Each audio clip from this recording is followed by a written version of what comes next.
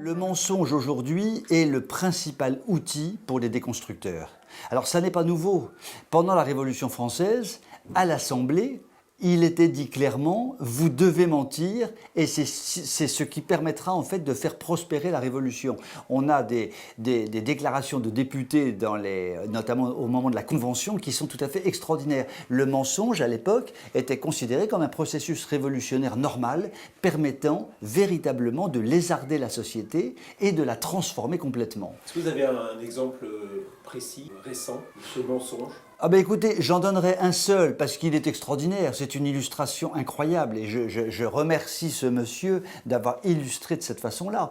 Le célèbre Romero, le trop célèbre Romero, qui est de tous les combats relatifs à l'avortement, relatifs au mariage dit homosexuel, au combat sur l'euthanasie. Il est de toutes ces avancées, entre guillemets. C'est vraiment le champion toute catégorie de la destruction des valeurs morales de la France.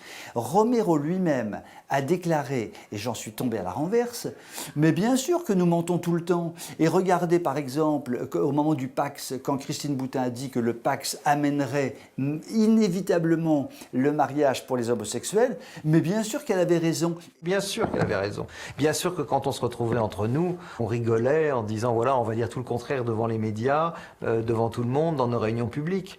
Il faut avoir parfois un peu de stratégie en politique quand on veut arriver. Donc voilà, on a le mensonge, on a l'enfumage de la société et on a la victoire. Donc c'est une arme actuellement majeure pour les déconstructeurs et ils s'en servent hardiment et gaillardement depuis des dizaines d'années.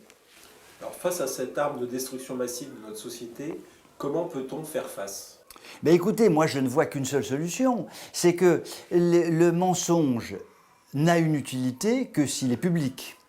Ça veut dire que si on utilise les médias pour que les gens sachent que l'on ment. Donc, pour contrer le mensonge, il faut sortir des médias classiques qui sont partie prenante du mensonge puisqu'ils le relaient sans la moindre analyse, sans la moindre étude. Et il faut donc en fait aller vers des médias de réinformation.